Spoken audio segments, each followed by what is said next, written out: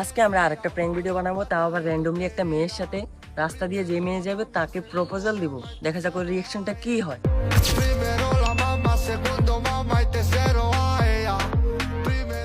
Hello, জি। কিছু কথা বলা যাইবো? বলেন। বলবো, আবার মাইন্ড করবেন না তো? না, সমস্যা নেই, বলেন।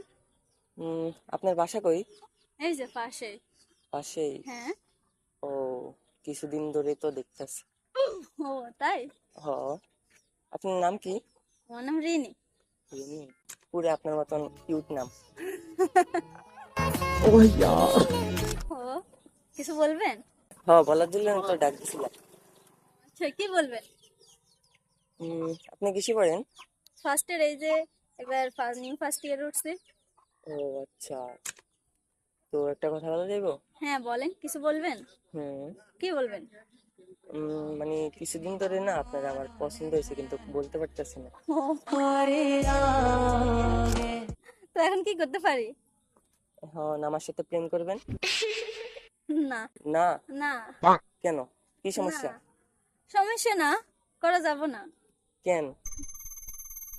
না। আপনার কি বয়ফ্রেন্ড আছে? না, আমার বয়ফ্রেন্ড নাই। তাহলে? না, আমি করব না। তাহলে সমস্যা কি?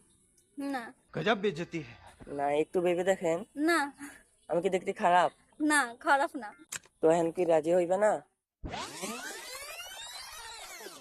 আপনার নাম কি? আমার নাম আহাদ। আহাদ। বাসা কোথায়? বাসা এই আশেপাশে আছে। আশেপাশে কোন জায়গায়? হাসনাবাদ। কোন ক্লাসে পড়েন? আমি তো আগে পড়তাম, কিন্তু এখন তো আপনার প্রেমে পড়ি। সত্যি? হুম আচ্ছা ঠিক আছে, আমি যদি আপনার সাথে রিলেশনে যাই, আপনি কি কোনো সময় আমাকে ছেড়ে চলে যাবেন?